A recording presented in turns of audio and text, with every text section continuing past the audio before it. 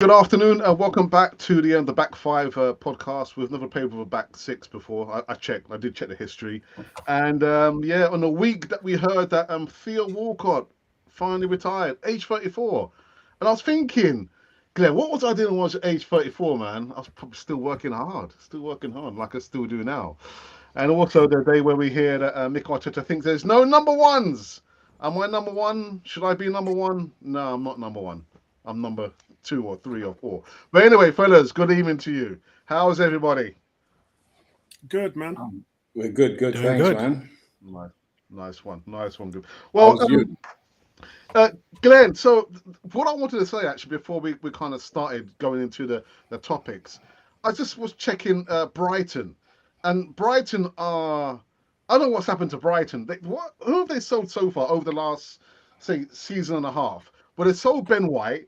They sold Bissouma, Marco Kakuna, Mope, I forget about him, Trossard, McAllister, and Moses Caicedo for a bucket load of money. But where are they? They're top of the league. They're top of the league. What can we learn from Brighton, Glenn? Oh, you want me to go? It's crazy when you have the same name, isn't it? It's just so. I do love Brighton. Absolutely love Brighton. Like their recruitment team is absolutely different. Like I saw him. I think it's the director, the guy who focuses on the transfers. I saw him. I saw his interview. I think at the end of last season, and the way he thinks is literally different from how everyone else thinks. Like the way he signs players. The way they got Mitoma, for example. The way they got the likes of McAllister. They never spend 70 or 80 million on players. So. Lesson to Chelsea, you don't really have to spend 100 million on players for you to work out. So Brighton is definitely a team I can see cementing a top 6, top 7, becoming a top 6, top 7 team in the next couple of years, like permanently. Yeah, I was thinking if we were to sell it, what would happen if we sold Odegaard and Partey, Apollo? If we sold Odegaard and Partey, Yeah, I think it would all fall apart because you're talking about one of the most creative players in the league last season and the third top player winning the ball back in the final third, which was Odegaard. And then you're talking about the best transitional midfielder in the Premier League. So taking those two things away, you've lost the midfielder. And you've already lost Xhaka. I'm not his biggest fan, but he had 7 goals, 7 assists last season. And when the tough got going, the going got tough and Xhaka rolled his sleeves up. And if you take all 3 of those players away, you've really trying to reinvent yourself at a time like this you don't have the time for that. Yeah, absolutely. Well said, actually. And Glenwyn, how's the game, man? And Brighton sold a bucket load of players, and they're on top of the league. And we can't sell Thomas Partey, we can't sell Martin Odegaard, we can't sell Ramsdale. Well, Brighton has to just keep our space warm there. So for now, let them be. You know what? The one who laughs last the best. You know what I mean? Yeah. So Brighton, thank you for keeping our seat warm. We soon will knock you off there.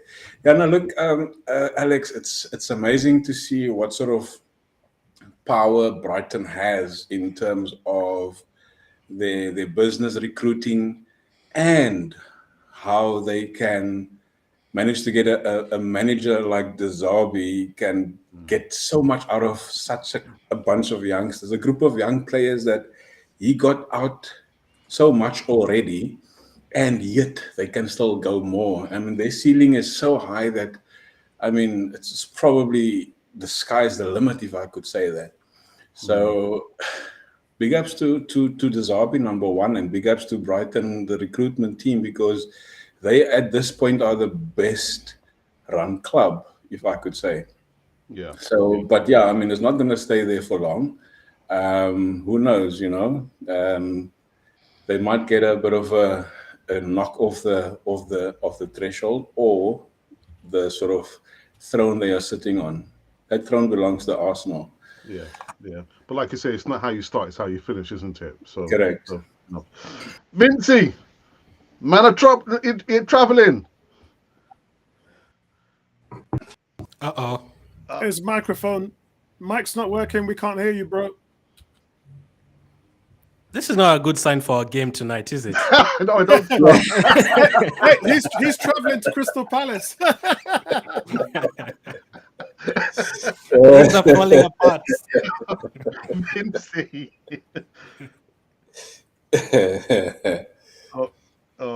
Still can't hear. Can't hear you.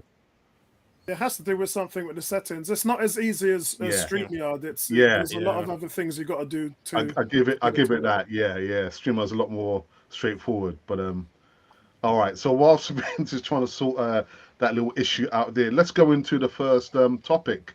And the first topic, guys, I want to talk about was I joked about it in the intro about, am I number one, not number one? Well, Mikel Arteta actually said when I asked about the two goalkeepers at situations, well, no, there are no number ones, not in any position. Apollo, no number ones. Why would he say that? Yeah, you've got to have a number one, surely. Yeah, look, I think there's. I'm going to play devil's advocate here because I think everybody is right. I think that we've seen situations where having two good goalkeepers works, and we've obviously seen situations where, like Chelsea, where it's just capitulated, and PSG and other great teams as well. Look, all he's saying is, if you look at every other position in the team, everyone's fighting for position. So why not the goalkeeper? So for him, that's only going to create more competition, which means that the players are going to have to perform at optimal levels. So you can't afford to have anybody have an off day, because if you do, I'm going to drag you off. That's basically where he's come. It's really cutthroat, yeah. But here's my problem with it. It's the only position in the team that you need stability. Like the goalkeeper position is very singular. You cannot depend on anybody assisting you, helping you out, helping you with saves, helping you with distribution. You've got to wait for things to happen and then react to it. And it's those reactions that goalkeepers are judged by. So it's a very singular position. And in my opinion, whatever you do greatly affects the whole team as a result. So if a goalkeeper tries to do something, say, different and it goes wrong, a goal's been let in. And so what the decision means, in theory, it can lead to potential problems. That being said, there were times that Ramsdale did fall off the ball last season, and if we had the number two, Raya could have come in. Or if Ramsdale then goes and tears his ACL and is out for 9 months, or he pulls a hamstring, he's out for 2 months, then what are you going to do? So I'm in both camps here, and I know I don't want it to make it sound like I'm playing a get out of jail free card, but I do agree with it. Me personally, if I was in Arteta's shoes, I would have pulled the trigger on it as well, because the chances to have two of those goalkeepers, and remember, we're saying that Ray is elite. He hasn't really played elite type football, has he? He hasn't been challenging for a title. He hasn't played in the Champions League. Well, Ramsdale hasn't, but at least Ramsdale's been in the title race. So he hasn't got all of those. As far as he knows, Brentford is his ceiling. So that's all we know about Raya. Statistically, that's where his ceiling is. So this is new for Raya now, because now we're going to have to see something from the cup games.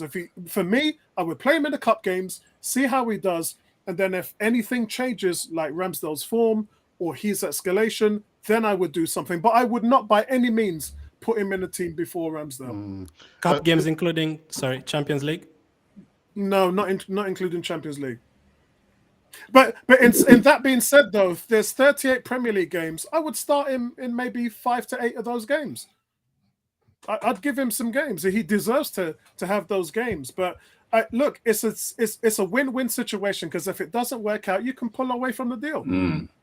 So yeah, Glenn, your thoughts about no number ones in Arteta's team? I'm looking at this situation from positive note, like from both 3-4 different ways. Back in the day, we didn't have these options of choosing two very good goalkeepers like this. I remember when Lehmann dropped off the boil and we had Almunia coming in, making mistakes against Barcelona, and then obviously Fabianski, Manone, all those guys. Right now, we have two good goalkeepers. And people keep on saying, well, other teams don't have two good goalkeepers. Well, let's be the first. Let's set the levels. Let's have two good goalkeepers. And both of them, like, we have a very good shortstopper in Ramsdale. I do love Ramsdale, absolutely. And as Apollo said, we are getting Raya on loan. So you don't really have to buy him. If it doesn't work out after the 1 year, we can let him go to Brentford and keep Ramsdale. If Ramsdale actually improves in his game this season, we will have a number one after that, Alex. We'll definitely have a number one after that.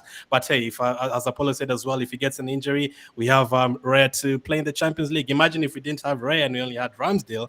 He gets injured and you have a Champions League game next up, and you have to play, Karl Hein or Concord, those goalkeepers. It wouldn't be great. So good competition for Ramsdale. Good to have all those positions sorted out. We still need more, obviously, but it's a good thing that you have a lot of good players in different positions. We've never been in this situation. Yeah. I think it would be good for Mikel Arteta to be able to manage two number ones in that position there. But anyway, Vincey. Oh, still got problems with no. No. Vincey. Glenwyn. He's tried his best. He's tried. Yeah, maybe you should have just gone to the hotel room, Vincey. Yeah. No, look, I mean, my thoughts is, I wonder what Ramsdale must be thinking. What's going through his mind? Surely.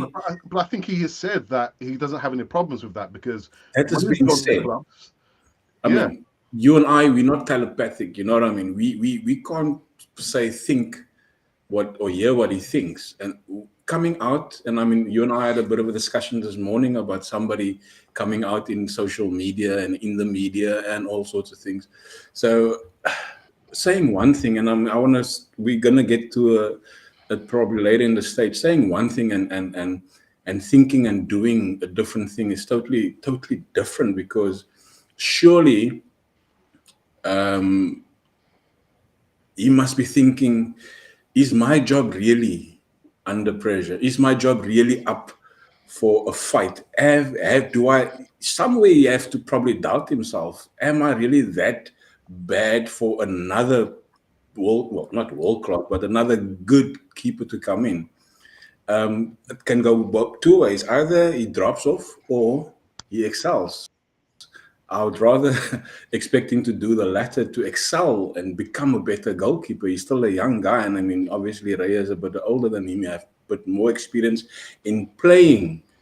But Ramsdale has not done anything that you could argue, say he's done something wrong in order for Mikel Arteta or the club to say, but we're going to bring in another person. Which brings me to the next point, is that, yes, the goalkeeper is never secure like any other position, because you have to have somebody, and this is where I believe Saka is very complacent, because there is nobody to push him. So in that sense, I think it is a good thing to have somebody to push you and give you that sort of idea that I might overtake you. And that is what we need in the Ramsdale position, the goalkeeper. And Bukayo Saka needs that person to push him and to make him feel that you are not alone in that position, because currently he doesn't get anything, or he's not been taken away from that position if he does something wrong, or if he has an off game or whatever. I mean, it's very unlikely that he has an off game all the time, but it can become a complacency situation with Saka if he doesn't get somebody to push him. So Ramsdale at this stage, I would say he must really pull up his socks. He must take off his secret socks now and pull up his socks and get going. You know what I mean? He must prove himself to be the number one in this stage. For me, he's still the number one, because Raya has to come in and prove himself still. Yeah, I completely agree. But I'm just talking about the Bukayo Saka position there. I think Apollo has told me in the past that Reece Nelson is supposed to be the competition for that position there. Is he really competition for Bukayo Saka, Apollo? Really? When you've got the poster boy of a franchise and you've got probably the best player in the England team, I don't think that there's competition there. And I'm just being fair on Saka. And I've been not critical of Saka as much as most people have, but I've been challenging Saka year on year to improve as a player. And sometimes it's nice for us to step outside of our circle and see how the other teams view him, see how the league views him. and everyone looks at him as the face of the franchise. Like, if you talk to anybody outside of being an Arsenal fan, anyone in world football, and you say, you know, who's the best player on Arsenal's team? Everyone will say Saka. So, in my opinion, I don't think that there's a situation where you can look at him and say, you know, he's got competition. It's like Kevin De Bruyne. No Man City fan will say Kevin De Bruyne's got competition. They just wouldn't say it. And so that's how I look at Saka. And it's taken me time to get there because I've held him to high esteem. I've expected a lot from him, but he's delivered on that promise. Yeah. He's earned that right. Yeah. But Apollo, do you not think what Arteta has said is something that Pep Guardiola would probably say? That in my team I don't have number ones, just to try and get that competition. Is he not echoing what Pep Guardiola would say, Apollo? He is, but to see, the difference is the Guardiola's working with one of the most experienced teams in the league and easily the best team in the world at this present time. Arteta's team is still an average of 22 years and 11 months. So they're still, by all accounts, one of the youngest teams in the league. So he has to instill that sort of mindset and that Mamba mentality, as Kobe Bryant would say. And unfortunately, that doesn't happen overnight. Last year was a great experience for our guys, but even with all of our talent and even with that experience we have, we're still lacking the mental toughness. How do we know? Because we saw it from the back end of last season. So the things he's doing with Ramsdale, the things he's doing with Saka, the way he's talking about them in the media right now, I've noticed a change in Arteta's motives. And what he's trying to do is he's trying to light a fire in the team's backside. Because there is right now, the expectations now is to win, not top four. It's to win. So he's trying to move the goalposts, and hopefully the players then would step up to the plate. Yeah. Vincey, family, can you hear me now? Yeah, I can hear you loud and clear. Words. You know what? I tell you what, I just finished playing the golf tournament, and the reception in the area is not great, but I think this link doesn't work well with Android phones because it's all Chrome. So I've had to go onto my tablet and Safari. But no worries, man. It's good to be with the family, man. Nice one. Great stuff. Yeah. Good to see you, man. Good to see you in the driver's seat. Yeah, the chat room can go mad now because you know Vince gets their love from the chat room. Vince is on the wheel. Make sure you don't crash, man. Keep focus. Yeah. So Vince, we were just talking about, you know, Mikel Arteta, and you know, this week he's been talking about how his team doesn't have any number ones. And I think that's probably directed at the goalkeeping position there. So can you understand why Mikel Arteta would say that about I don't have any number ones in the team? Listen, I think when managers say this is a ploy, because at the end of the day, all managers want leaders, and you know, the situation with the goalkeeper is yes, Ramsdale is the number one, but he can't go out now and say, you know, actually Raya's a number one. You just can't do that because he'll lose Ramsdale as a player.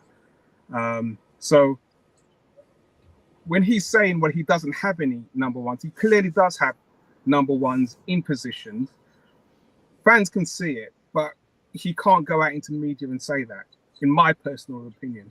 And I actually think managers in general need leaders. So they need multiple number ones to be able to switch up their system. So I think, you know, there's many ways you can look at this. But I do think at the end of the day, this all comes back down to Arteta because he's created this squad. He's allowed the squad to develop in the way and take shape that it has. And it's now going to come back to him now. Well, if you don't have number ones, then, and we don't get over the line, then a lot of things are going to be now directed at Arteta as to, well, then why don't we have quote unquote number ones? Why don't we get over the line over a few years now when you're at the helm and you've actually created this squad that is hugely talented and on the cusp of achieving greatness. So I look into these situations differently to what Apollo said. And people could say one thing and you just take it for as gospel, but there's a lot of psychology in when people talk. And you've got to take these things with a pinch of salt and look a little bit deeper. Ramsdale has been outstanding for Arsenal, and there's no way you can turn around and say in the media that, actually Ray is going to be number one. You just can't say it. There's just one other thing actually before we move on. Apollo was just talking towards the end of his chatter there about the maybe last season they lacked the mental toughness to get over the line, or the nous. But what about Mikel Arteta? He's not really been in that situation before to get a team over the line to win a major honours. So as well as the players, you're looking at the manager who really doesn't know how to get the players. Am I being too critical about Mikel Arteta lacking the nous and know how to get the players over the line? I don't think you're being critical. I think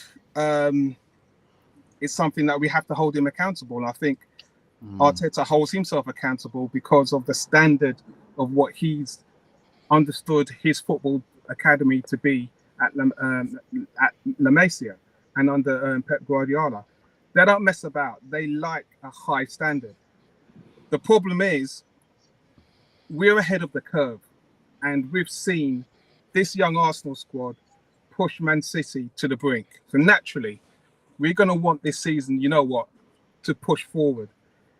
And with that, the expectation and the realization that actually we can achieve something now. So I don't think you're being critical. I just think the way Arteta is and the way how he has implements his system, there is a huge amount of pressure on him this season. I don't think that it was wrong for him to have that self-respective concern about, okay, am I the right man to take this team forward? Because his level is right up there. And he has to perform like that every game. It's a huge amount of pressure because this squad is young enough. Unfortunately, with the injury to Timber, I think it's going to hamper us this season now, because he would have been the X factor that would have allowed us a lot of versatility. Now we've almost got to go back to square one to how we were playing last season, and the room, the margin of error is more shorter now with the Timber injury. But I'm prepared to. I've said it at the start of the stream. I'm prepared to, as long as we move forward in our tactics, because I think the tactics were naive at times, where the players are playing to a system, and when they break down, he's not playing in that system. And I think that's what cost Arsenal big time last season. This season, anything can happen, but I think there's more pressure on Arteta than the players this season. Glenn, I want to talk very quickly about you and Timber, but Vinci beat me to it. How much of an impact, losing you and Timber, who for me just hit the ground running in the preseason and in the first game, Glenn? It was painful, man. That day I had that news, I literally almost cried. I was like, oh my goodness, I'm actually crying because of Arsenal players. It was really exciting. We obviously expect a lot from Declan Rice. We've not really signed a player for 100 million and stuff, and not many people expect a lot from Havertz, but he's still a big sign, in terms of money. But Timber right away hit the ground running, and he was already our best signing already. And you could hear rival fans already talking about him, like, oh my goodness, Timber, they now have Timber. They only had Saliba last, and if Saliba gets injured this, and they now have Timber. They're already scared of him. So as Vince has said, Timber versatility. We signed him as a right back and as a centre back. He started playing as a left back as well. Played very well against Man City. Played very well against Nottingham Forest. So I don't think it's painful. Obviously losing him. It's very tough to go out to the market again and get someone like him. Yes, you can get someone kind of, but obviously we had approached this guy and we had looked at him for a couple of months. So it's very hard to start looking at someone else who's almost similar. But if we can try and get someone else defensively, obviously changes our plans. Maybe you're going for an attack and stuff. So that's one case, Alex.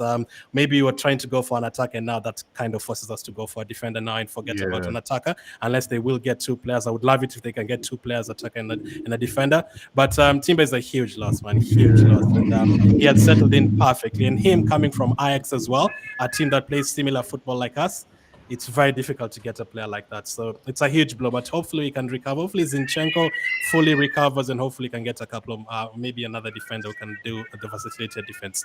Yeah. Glenwyn, you and Timber, major loss. Yeah, man.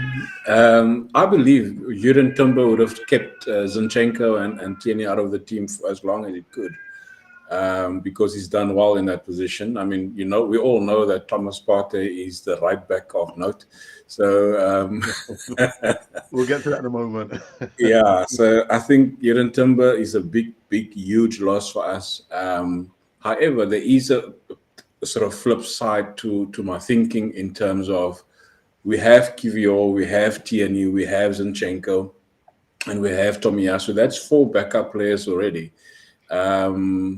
Well, Zinchenko is probably number 1 in that 4 now, but why don't just wait until January? I mean, we can still get to the first half of the season with those 4 players.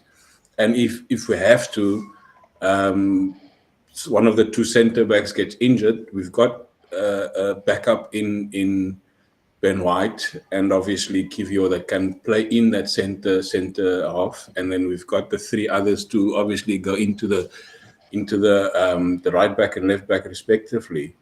So I would rather say let's get the attacker and wait till January and see, can't we just get a loan deal for the last 6 months of the season type thing. Then you don't have to splash all that money on a player that we're going to probably sit with along the line. If we do get somebody on a permanent, what do we do with that person if Jurgen Timber comes back? Then we just overload it in that department again. Pardon me. So, there is a bit of a light side to that.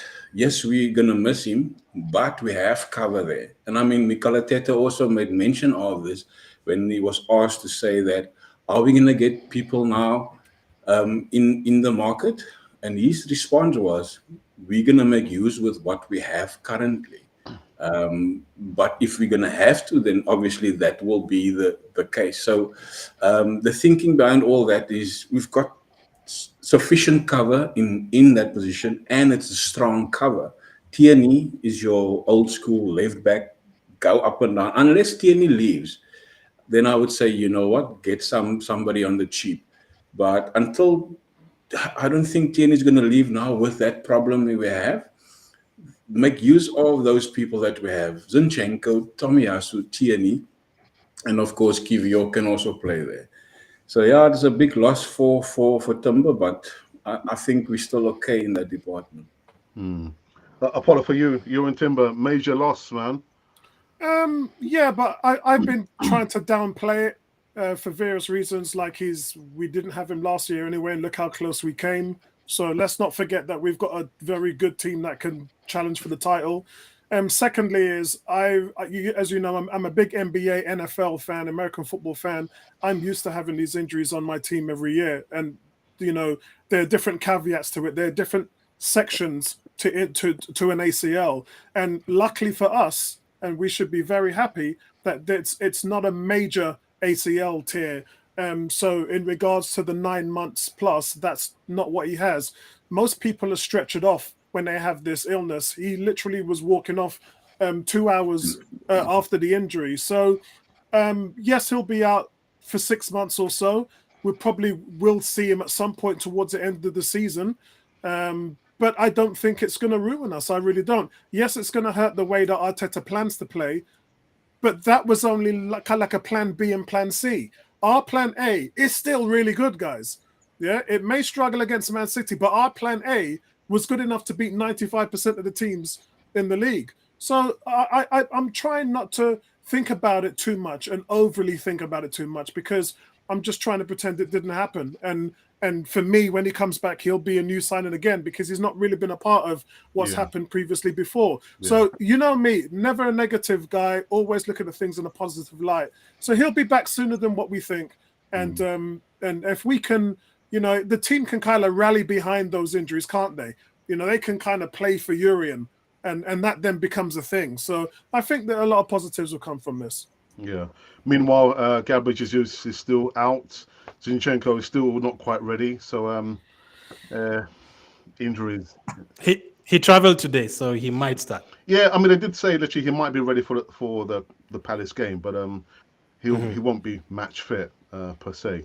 Yeah, we need him to stay fit. By the way, Alex, can I just say that, you know, just based on your question about his Arteta's inexperience and him saying that we're going to use the players that we've got, I think this is kind of what leads to your point, because I think clubs would know how we played last year and they'll set up straight away to play us that way. We are limited based on the injuries that we have to certain players, Zinchenko coming back, Jesus out, to the surprise factor that Arteta probably was relying on with Timber coming in and the versatility that he brings. He's now probably going to have to use the likes of Tomiyasu, which is not a bad player, but he's going to have to use Tomiyasu to try and invert what he's trying to do on that side. So I think this is why I'm saying the challenges that Arteta, because of his injury and the way how the squad personnel on that left hand side in defence. Once he's out, I think we'll be fine. I think it's a huge challenge, and it's, for me, it's not something that you can a player like Timber, because you know he was just like Saliba. Confidence that he brought is huge, but I think we can overcome it. I just think it is a factor that kind of leads to, if he wanted to change the system, he could change the system based on the team, because we still have defensive a good proper fit defensive change that system based on the same question that you've asked. It's that inexperience system. I do want to give you guys an update as well, because I've had two sources, Colin and Sophie, at the training ground, but I do have another person who just started working for Arsenal last week, and she's also in the medical section. So I'm getting quite a lot of updates from her now. So she doesn't want to get me.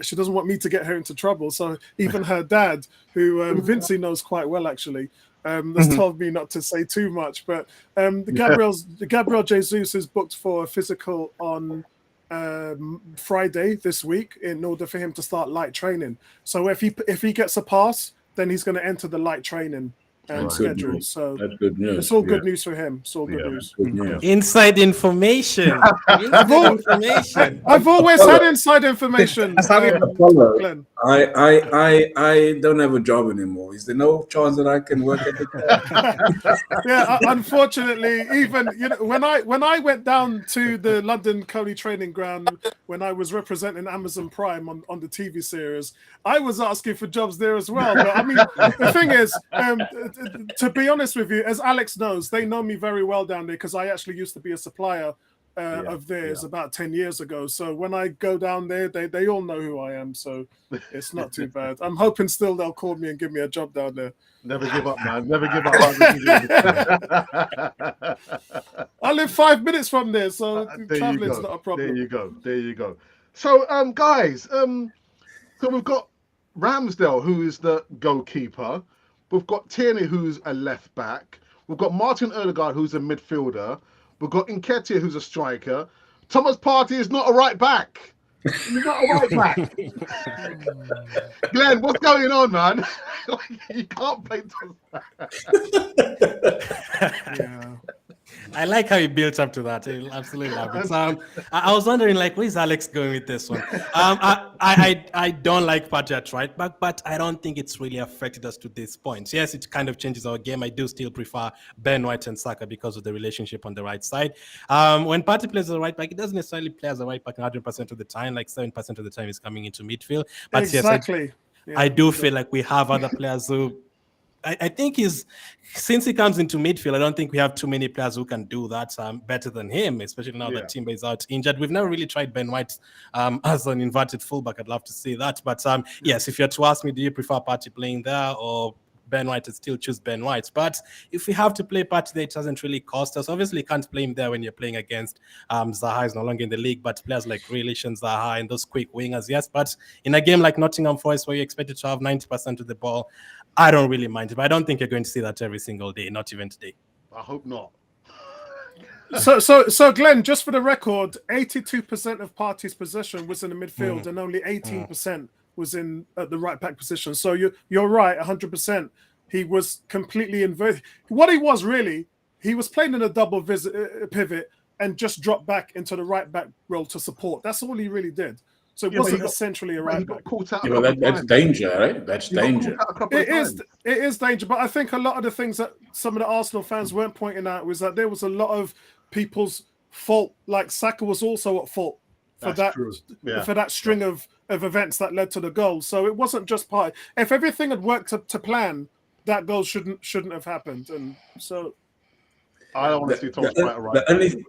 The only time it's gonna come and bite Arteta in the butt is that if there's a goal coming through that way, if something happens that comes through there continuously, because our manager is very stubborn. Yeah. Until something happens, I'm not even sure if it's going to change, because last season it happened with Zinchenko on the left. So it continuously came through there. So I think it will become a huge problem for fans and for criticism's sake. If Partey continues to start at right back and there's problems coming through there and we concede through there, then we're going to obviously hear it. For now, it works. And until it doesn't, it's going to become a huge point for critique. You reckon he'll start that today? No, I don't think so. I hope not, but I don't think so. So, I'm talking about, the closeness with the relationship between Pep Guardiola and Mikel Arteta is obvious. Didn't Bernardo Silva, didn't he play at right back or left back? Yeah, right. They've played in a variety of positions, which is basically what Arteta has at his Arsenal now. No pun intended. But look, guys, my opinion on this is, I've said this before many times on my stream, the single pivot is not sustainable. It just isn't. And we're moving away from that. And Arsenal fans need to accept, A, that's happening. And B, when Arsenal fans were saying we ain't got no plan B, now we're doing plan B, everybody's complaining. So, give the manager time to kind of see what works and what he's trying to get to. But for me, guys, the 3 points are the single pivot's not sustainable. Trying to fit Declan Rice in, that's point 2. And then number 3 is he's trying to see how versatile Partey can be in a support role, because due to his age and due to the fact that he's not a long-term solution and he's had issues with durability, you can't bank your whole. You can't put $1 million on black and then it turns out on red. You can't, because you've done that the last 2 years. But Apollo, why didn't he do that during the pre-season? In the Premier League first game of the season, that's not the game to experiment, man. Yeah, I think unlucky. I think a lot of things was happening. First of all, Partey had a very short preseason, didn't he? Because of events that we all know about. And secondly, he wanted to experiment with Havertz and Timber and Rice more in the variety. So he essentially knows what Partey can do. Partey at the back end of last season, guys, let's not remember, he was playing left back against Wolves and against Brighton. And Wolves, he was one of our best players when he was when he was at left back, replacing Zinchenko. So it's not just happening now in regards to Partey. The Partey experiment has happened a long time before, but he's just trying to fit him in to see how he works into the team and how he'll be an asset in the double pivot and where he can move him around. I think it's positive. But in that being said, though, as far as Thomas Partey being one of his biggest supporters, looking at him right now, I don't think he's 100%, because again, he had a short preseason. Yeah. I don't think he's actually hit the ground running at the moment. I still don't think he's 100%. Yeah, a bit short. Vinci. God, I've never been a fan of the single pivot with Partey. Never. I think it's too much. I've always been a fan of, but the problem he's got is his choice of. So you got Tomiyasu. You buy Tomiyasu. His first season, outstanding. Wants to fill in the right hand side and not overlap. Player who's behind in defence, not to overlap Saka and fill in that position. I'm hearing people say that, fans say that it worked because when he was exposed, that showed to you with Partey in that position doesn't work. Yes, we had a lot of the Forest were playing, but you do not want to take the chances. There was a perfect example of actually, you know what? If a smart team and Thomas Partey is in that right position, he's going to get rinsed.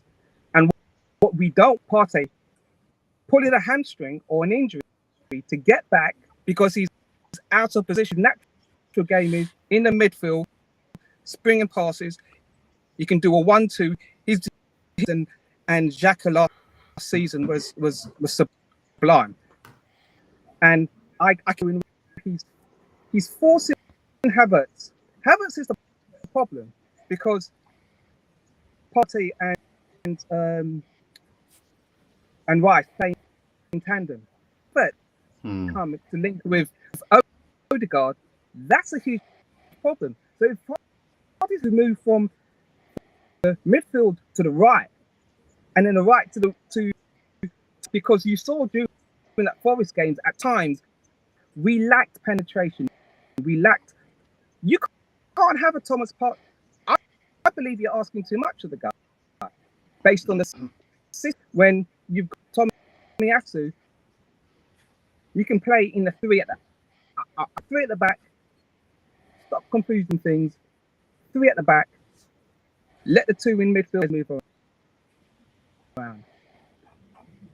Because Saliba can play in the back, Tomiyasu can play at the back, and you've got the same on the left hand side. You've got Kirill, Timber, who's obviously out injured, but I'm not a huge fan of his defensive capabilities. Hence why we've got Timber. So to do, I just think he's asking too much. Completely agree. Thomas Partey be a Statue of Liberty holding his hand up again when those been flipped, and that was painful because he's such an instrumental figure deep and in the middle with his passing and his movement. He can drop, lose a defender, keep the ball moving, and that's it. We're in transition. Man, that's my nervous system under duress, man. I can't do that. But Vincey, do you think he did that, Mikel Arteta, because it was only Nottingham Forest? We would not see that if he were playing against a Man City or Liverpool or Chelsea. He did it against Nottingham Forest. Against Forest, but I don't see how it helped us against Forest because at times our play was quite inept because we lacked the overlap. So if we get the ball and spray the ball out because there's space for Saka, well, Partey is doing that in the midfield. There's no reason for him to hugging that right because, if anything, you're then going to be expecting those balls, and then Partey is a spare part on the right hand side. So it's Forest. I didn't see any need why it needed to be there. Yeah. I don't think the stats for me showed well. Actually, saw what he was doing, moving midfield to the right from right, but when he could have just stayed in the right in the central midfield. I think, guys, the one thing that we all have to remember is, and this is key to all of us, is our movements and our shape right now. Our shape is smaller than it was last season. We're much more of a compact team in this new system and double pivot that we're running. But guys, all of it is by design. Like, if there's one thing you guys know about Arteta, is he doesn't leave things to chance. And that's maybe why a lot of people doesn't really like Arteta ball, but it's effective. It really is effective. The only thing he struggled with is that he doesn't have enough rotation in his team, and that he hasn't used what he's had to the full ability of rotating players. But in general, one of the things that I've noticed with this new style from preseason, because it's going to take Arsenal fans a few games to get used to what's going on here. It's quite a big change moving from a single, being overly reliant on a single to a double. Is I've noticed the way he uses Havertz and Odegaard is very clever, because he uses them to squeeze and overload the midfield areas to pull players out wide. And that's where you have guys who are unmarked, like we're talking about Declan Rice or a Partey, depending on what side of the field it is, that can progress into different areas. So we're able to hit Martinelli and Saka much more quickly in this new system, and we're also able to play a rondo and recover the balls more quickly. When I saw Forest in possession, they had a Arsenal player in their face in no time at all. Like, they had no time on the ball for long periods of the game, for like 70 minutes. They saw nothing of the state of play until Arsenal took their foot off the gas, which they essentially done. So a lot of this, guys, is how Arteta ball is designed, and it's not for everybody. But I said, when it works, it's really effective. But I think it's going to take them a little bit of time, maybe 3-4 games before everybody gets on the same page. Declan Rice has come out and said, hasn't he, that I really need to pick this up fast, because we haven't got time to sit on me trying. Yeah, we ain't got time for me to learn this, because I got to pick it up really quickly. Things are happening right now. So yeah, guys, everything you see on the pitch, there's no chance to it. It's all by design. Glenn, can you play it right back, Glenn? I wish. Okay. I wish. Just asking, because you never know. You never know, man. You never know. Right. In that system, any of us can do. Let's go. Right, so Cam, good afternoon, good evening. Says, the boys are back in town. 8018 says, hey lads. And Ashley D says, hey up Gooners, welcome to Cannon Boy TV and the Crazy Gang. And Emerson says, good evening all, good evening to you. Shout out to Emerson. Yeah, Eddie to score and Palace to bid for him next week. That's not going to happen. I rate Eddie. Listen, give him the respect, man. If we have Partey at right back with Zinchenko at left back, we will invert the inversion, and no one really knows what will happen then. Well, yeah. The inversion of the inverted of the inverted. It sounds like Tenet, Christopher Nolan's movie. Oh yeah. Oh God, that's crazy. Dear. Have we sold Jesus yet? No. Thanks for asking, though. Alfie says, you see what Tony was saying earlier. The podcast was a good watch. Apollo, do you want to talk very quickly about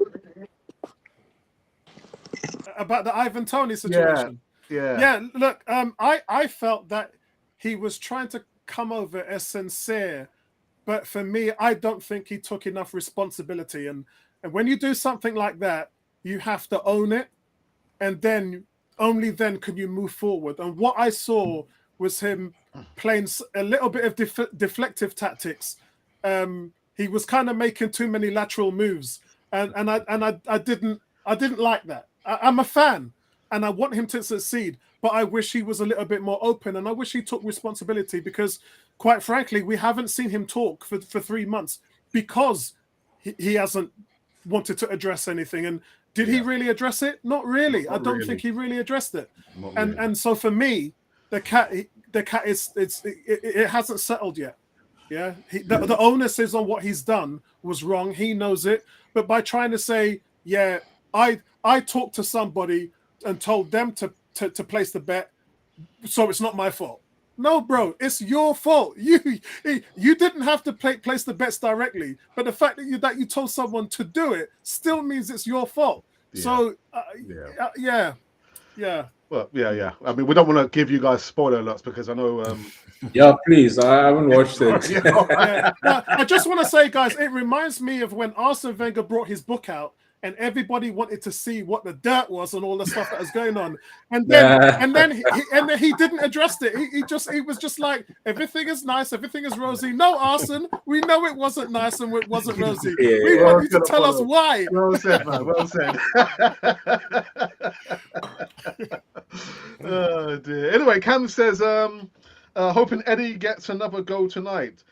Glenn, where do you stand with Eddie Nketiah? Because I know, for me, he does the business for Arsenal. Whenever he gets an opportunity to play games, last season, Jesus was out injured. This season, Jesus is out. Eddie's in. He's scoring goals. But for me, he doesn't get the respect that he deserves, man. Yeah, he doesn't. Where I stand, I mean, I don't stand as high as Paul in terms of super fan for Eddie, but I'm also not in the category of he's terrible, he's useless, sell him today. If you see his record for how many games he starts at the Emirates and how many goals he scored, it's great. So I'm in the opinion of if he actually starts 38 games out of 38, he will definitely get 15 plus. Yes, he will miss chances, which will frustrate people, but he'll still get the chances. So I guess it doesn't appease Arsenal fans because, I mean, we've had the likes of Thierry and Van Persie, so everyone wants those kind of strikers.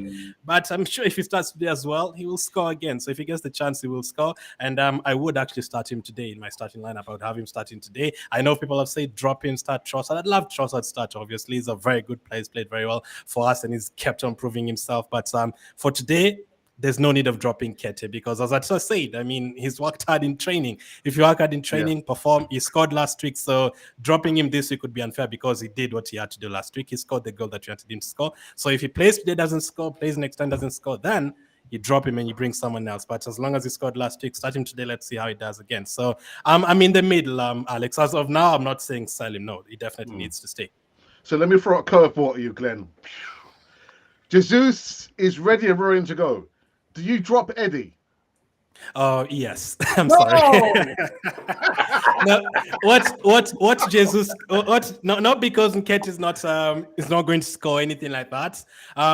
Jesus gives way too much for this team, like compared to everyone else, not just Nketiah, like anyone else. If you're to ask me, I'm in the opinion of even signing strikers as the likes of Glenn Wynn or giving the points 2 weeks ago about signing players and stuff. Like for me, I am absolutely happy with Jesus starting for us up front. The kind of system we play, it gives us so much. Coming into midfield is like his decisive play and his combination play with the likes of Martinelli and Saka. He came in last season after 3 games. It looked like he had played with Saka and Martinelli for like 2-3 years. Like he adapted right away. So Jesus gives us a lot. So that is why I'd bring him back straight to the starting lineup.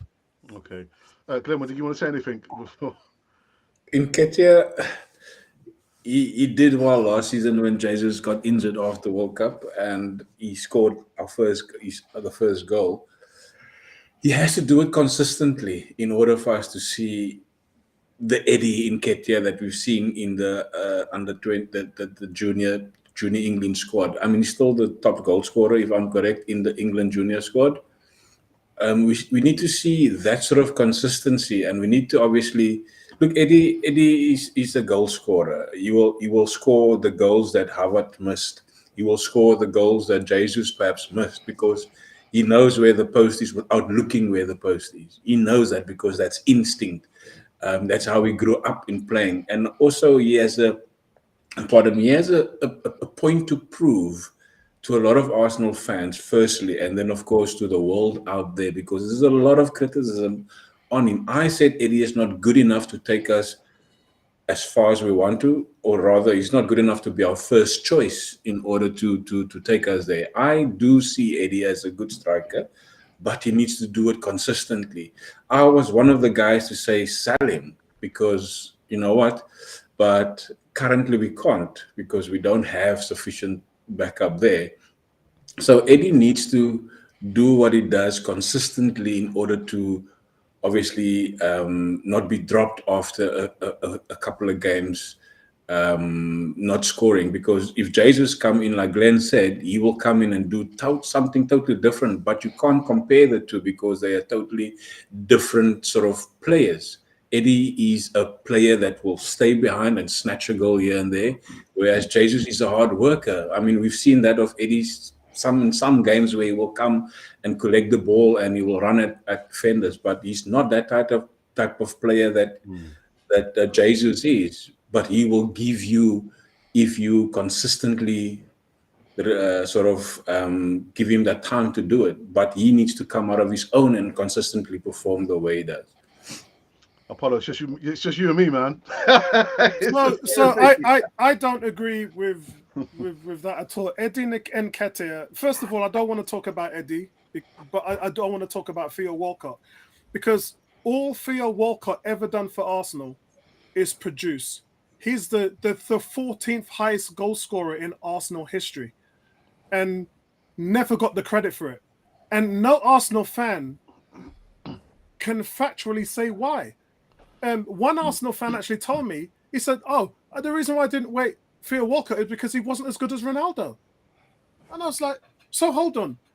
You was criticizing this guy for his whole career because he never got to be as good as Ronaldo. The only player in the world who was good as Ronaldo was Messi. So how on earth did you hold Walcott to these standards? That, guys, in a nutshell, is the perception of an Arsenal fan. This guy scored 108 goals as a winger. That was the only person who scored more goals than him was at that position was Ryan Giggs. Yeah, he had 21 goals and 14 assists in 2013. Merez had 17 goals and 11 assists, which was less, and got player of the season when Leicester won the league. And now we see wingers like Salah, Raheem Sterling, Song for Spurs scoring 20 goals, and everyone raves about they're the best wide men in the league. But when Theo was doing it, nobody said anything. All people were doing was criticizing him. So along comes Eddie Nketiah, breaks Alan Shearer's record. Brilliant. Record still stands, by the way. He has 31 goals in 46 starts for Arsenal Football Club. Let me repeat that. 31 goals in 46 starts. When he came in 2 seasons ago, when Lacazette only had 2 outfield goals, he had 5 goals in his last 8 games of the season and maintained our push for top 4. He then came in to replace Jesus, had 4 goals in 9 games, and Jesus was injured in the first game last week and scored again. So in Jesus' absence, he's got 5 goals in 10 starts. That's 1 and 2. And you know what Arsenal fans are saying? It's still not good enough. Yeah. And that's that. And so for me, it's the Theo Walcott. It will never be enough. No matter what Eddie does, it will never be enough, because I've seen this go on for 10 years with Theo Walcott. And unfortunately, that's just how it is. That's the name of the game. You'd rather bring somebody in to put in that position when someone like him is already doing it at the level. He's answered all the questions. And let's even take away, let's say the goals. Forget the goals. He's the hardest working, pressing, attacking striker that we have. No defense or goalkeeper is safe when Eddie Nketiah is in the room. Yeah, they're not safe, because he will close you down. He'll nick the ball off you. He'll grab a goal. His potential is ridiculous because he's improved his link play and his all-round game over the last 12 months. He's just getting better and better and better and better. And it's not just about the goals. I love what Glenn said when he said if you started him for the full season, he'll get you 15 plus goals. I think he'll get you 20 goals if you started him for all season. Completely agree. Vinci, you want to say something, Vinci? It's a tough one. You know, we've got to understand when Walcott came into the team, we were saying goodbye to Thierry Henry. And that, for me, is a big issue where a lot of Arsenal fans had an issue with Walcott, because he took the time to score the goals, and he replaced the legend like Ori. And if I'm a huge Walcott fan, but if anything, he did miss some chances, which was frustrating as a fan. But that's Walcott aside. For me, with Eddie Nketiah, his record, he is a poacher, and if anything, he is the modern day. His striking ability is like Gary Lineker's when Gary Lineker was at his prime. But the style of football that we're playing now is different. And I personally think it's stretching Eddie right now. And yes, he may nick a goal, but I don't just want my striker to score a goal. I want him to score 2. I want him to score 3, because if he's getting 3, 4, 5 chances, and they're good chances, I want him to score hat tricks.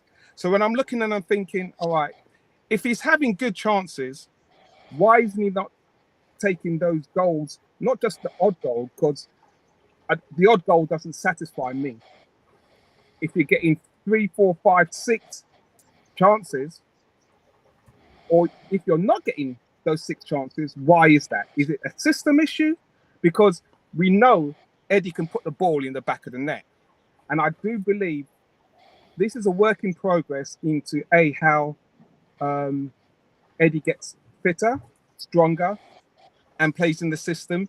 Is he going to be that guy that's going to get those chances and turn them away? Because we know he can score.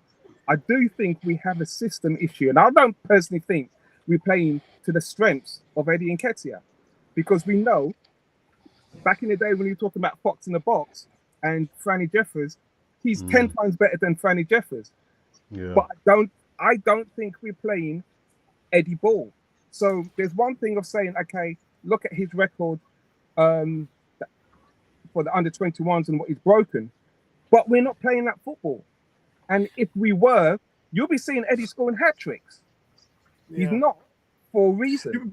He's close though. I mean, last year at Emirates, he's got some crazy stat. Like Eddie scored 13 goals in his last 14 appearances at the Emirates. I mean, that is nuts. I mean, you know, people are talking about don't start Jesus or start Jesus. Eddie's record at the Emirates is ridiculous. The last season against Man United, he scored 2 goals against them. The season before that, when we beat Chelsea 4-2, he scored 2 goals in that game. I think for me, the more you play him, the more you see that rounded player and the results. And remember, he's still growing. He's 2 years away from his prime. So I do agree with you though, Vinci, about the system though. I do agree. Yeah, I do believe that's the biggest challenge for me with Eddie. It's not the fact that he can't score goals. It's his fitness and stamina in this system to score those goals. And that's going to be a growing pain that's going to frustrate Arsenal fans, because until he sorts that out, when he gets into his man body, as Tony Cox says, he should be lethal because the guy can score goals. Yeah. Yeah. Just a few more points before we go into the final topic. Cam comes in, says Apollo is bang on point there, as always. That's why he's on the collaboration. That's why. Exactly. Well said, Apollo. Again, on the points on the goalkeeping position there. And there's another one. Cam says, why create another controversy? Arteta tends to place his own obstacles in front of him.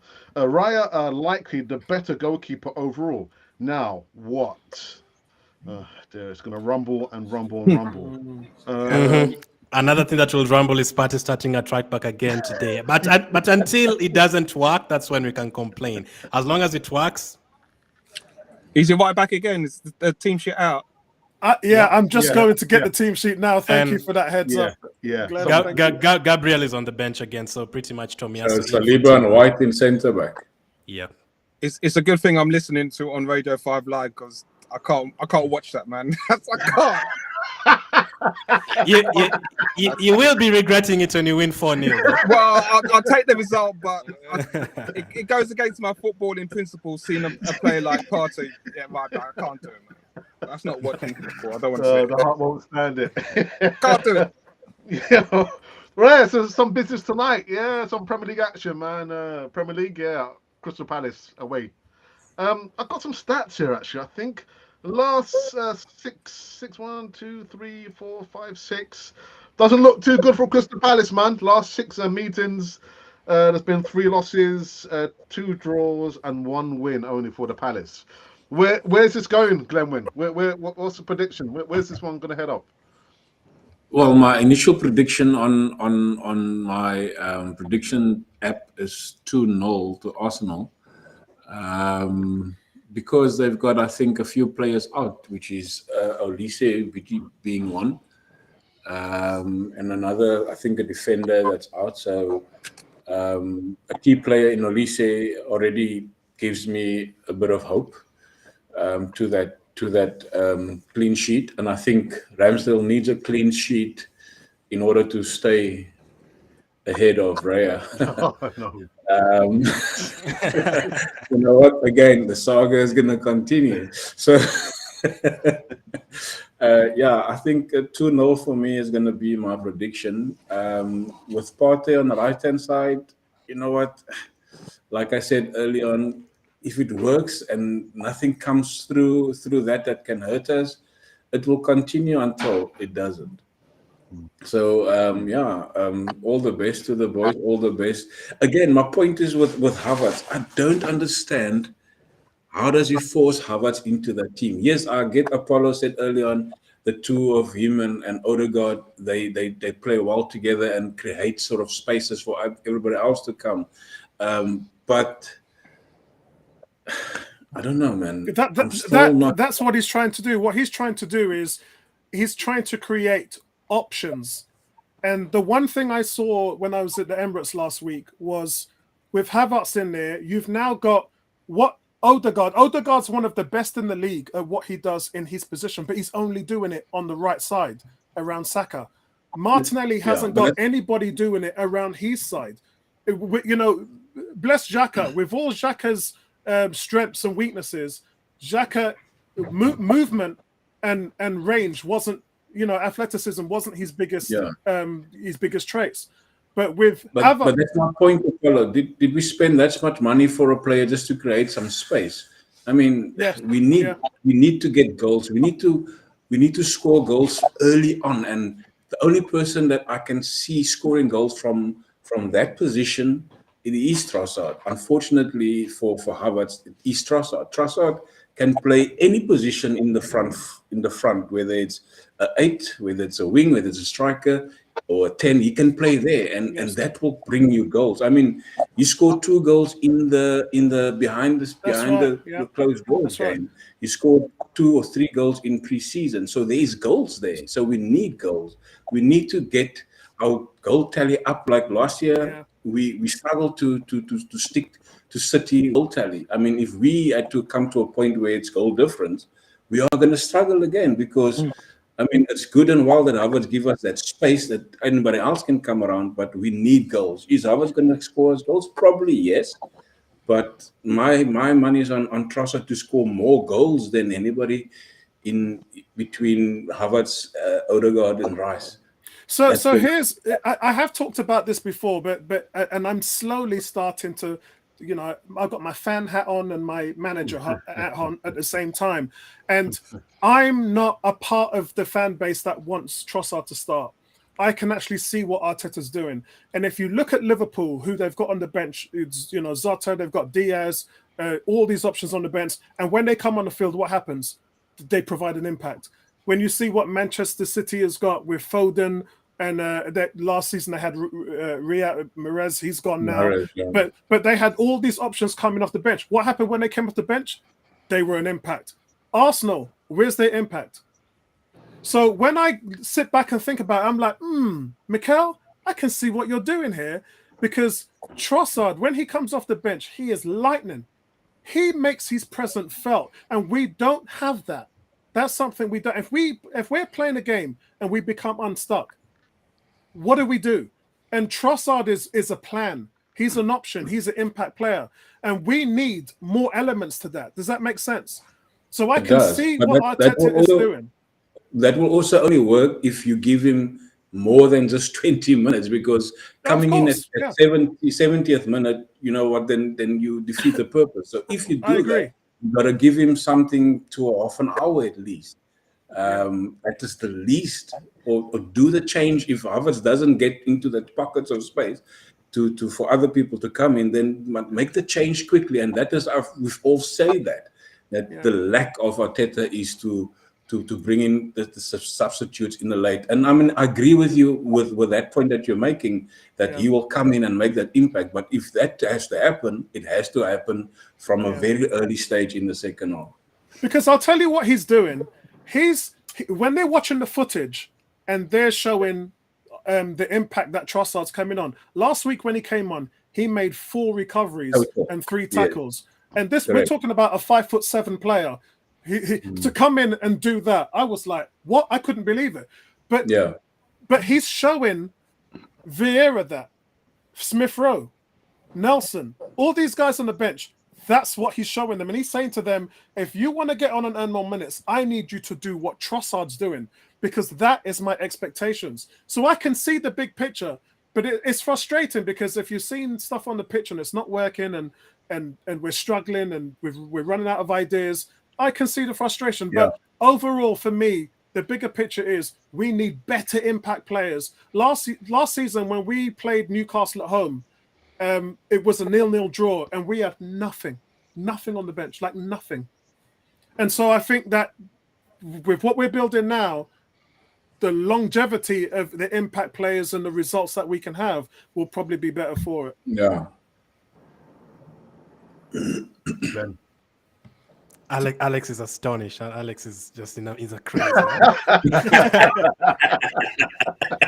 I was deep into the conversation as well, Alex. I was really just listening to these giants.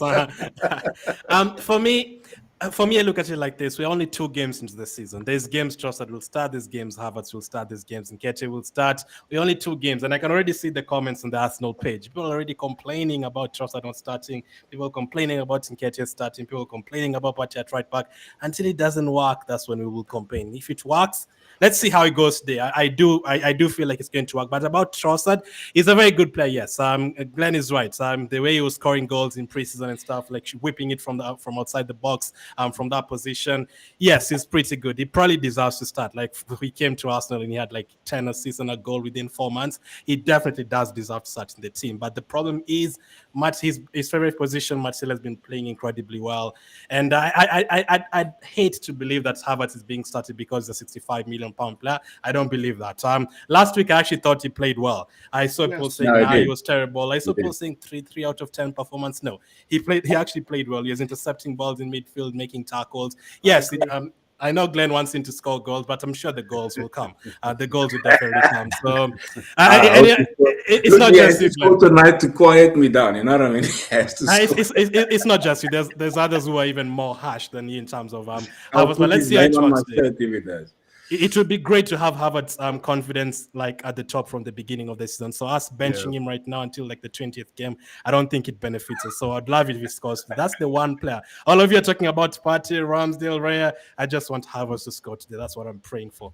Another interesting point, Alex, I'd like to hear from these guys. Gabriel is on the bench again, by the way. That one is a shock.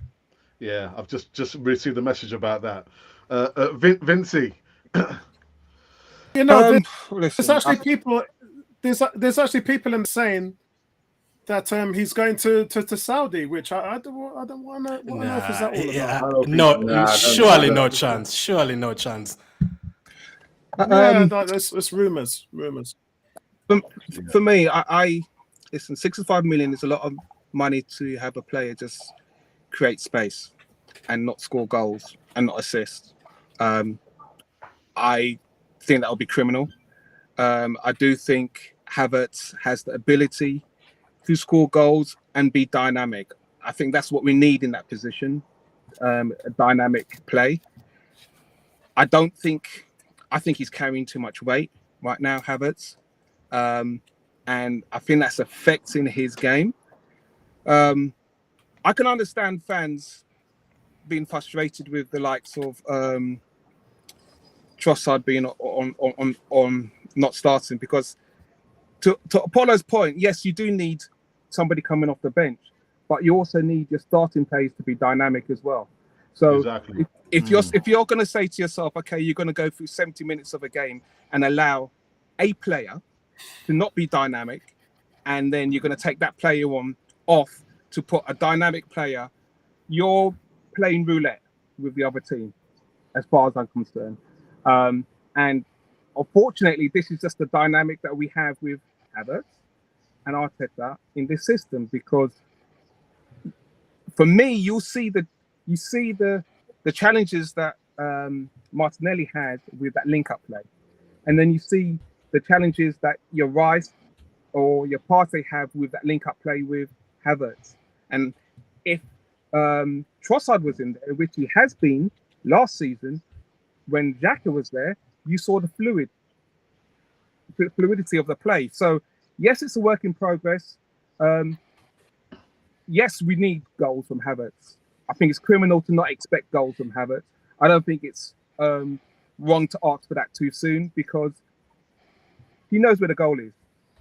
He's in that attacking position. We need goals. You're coming into an Arsenal team that is going for the title. It's only game 2.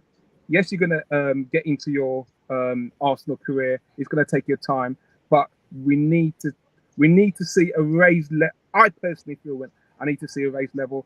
I think Havertz can score at least 10 goals this season with assists, and that's not too much to ask. But I do believe that Trossard it is magical to see Trossard come off the bench and perform the way he did. And finally, just to the point, Apollo, when you were saying that there was nothing dynamic off the bench when we played Newcastle in that 0-0 draw, wasn't Eddie on the bench for that game? Yeah, but he wasn't fully fit though. But he was on the bench. You're right. Yeah. Right. So this is the problem I'm trying to say. When you're talking about dynamics and so forth,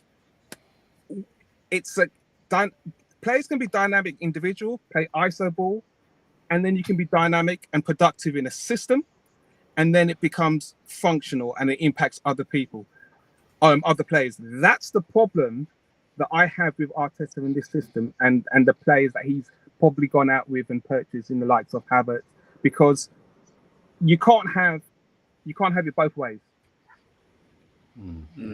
Yeah, well said, Vinci. Yeah, fair point. Just a couple of comments in the live chat again, I guess, in regards to Gabriel Magalhães.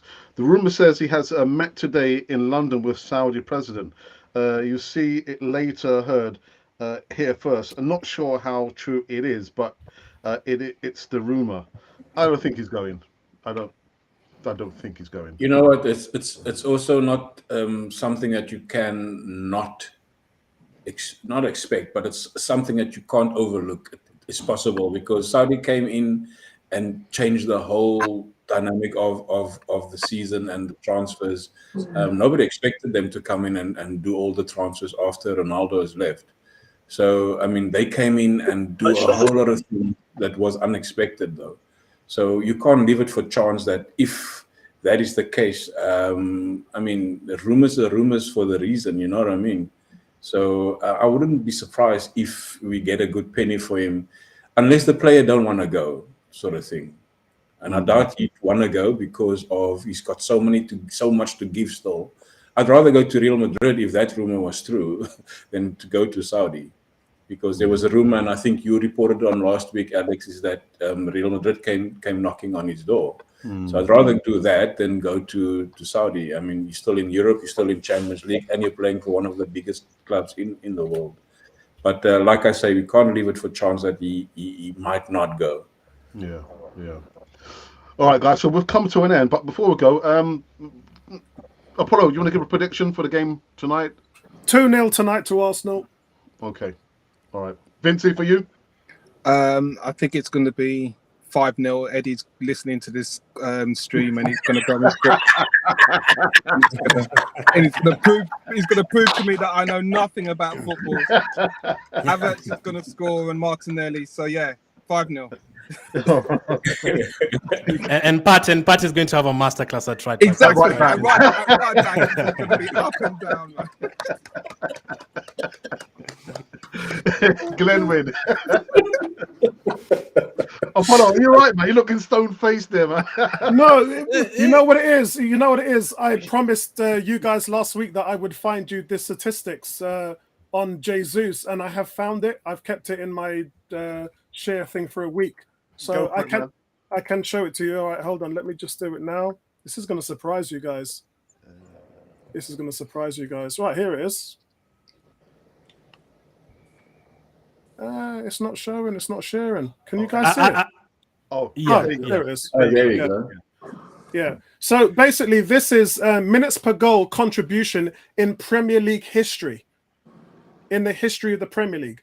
And Gabriel Jesus, 107 minutes. He's in the top 10 in history to provide an assist or a goal per 90 minutes. That is insane. It is, huh? And this is a stat. You go there and ask any Arsenal fan in the world about this stat, they wouldn't know. yeah. That's why I told you guys last week. He is an elite striker. And people are talking about, we need to buy a striker. We need to bring someone in. Gabriel Jesus is not the answer. Blah, blah, blah. This guy is this guy is elite. He's an elite level. And unfortunately, sorry, go on. So the question is, Apollo, are we using him correctly if he scores? I mean, if that is the stat, you know what I mean? Great question, because we know he scored 94 goals in 230 appearances playing at left wing for Manchester City. Why was that important? Because his key attribute is dribbling. Yeah. And if you're a striker, you have to learn to play with your back to the goal. Whereas if you're a left winger, you can start to take on players and use your dribbling to your ability. What's Martinelli's biggest complaint? Is that he doesn't have any vision of, when he's on the ball. He can't pass. That's his biggest problem. He has the least assists in Arsenal's front line because he doesn't know how to deliver a pass. He can go past players, although he's not as good as Jesus at it. So in many respects, I'd actually like to see them flip a little and play Martinelli as the main striker and put Jesus on the left. But, there's ways you can play about with it. I personally think Jesus' best position is wide left or as a false nine. But, he came to the club because was going to give him a chance at playing at the number 9. Oh, well So the said, system doesn't work for Jesus then either. And I think so, yeah. And this is where you're saying fans want a striker. Well, if Jesus scored 15 to 20 goals easy, then fans won't call for a striker. Yeah. Because you'll have a striker in Jesus scoring those goals. So I see these stats and I'm thinking, okay, how does it actually work in the way how we play football? Well, it worked for City because he would dribble and he would have an Aguero, he would have a Sane, and the fluidity was there. We don't have that. So I look at the stats and I'm thinking, okay, at City, yes, but if he's not scoring 15 to 20 goals at Arsenal, and Arteta doesn't want those players to be dribbling that much because you've got Pepe, who's on his way out of the club because that's predominantly what he was doing in that position. And Arteta wanted those players to hold the ball and move in increments. Then I'm not going to see Jesus dribbling like he was dribbling at Man City. I'm just not going to see it. So that's a fair point. But the reality, Vincey, is last season he started 24 games and then handed 18 goals. 7 assists, 11 goals. So the statistics are there right in front of our eyes. It's working. And remember, he went 10 games without a goal. But that's the player.